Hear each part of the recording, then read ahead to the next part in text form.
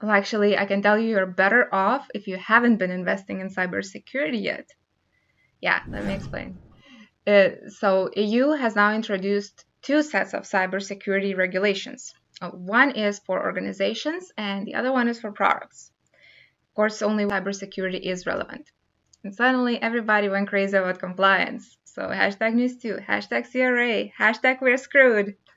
Kidding about the last one. Well, mostly. Because if your company has customers, data you care about, it has digital components you depend on, then cybersecurity is relevant for you either way.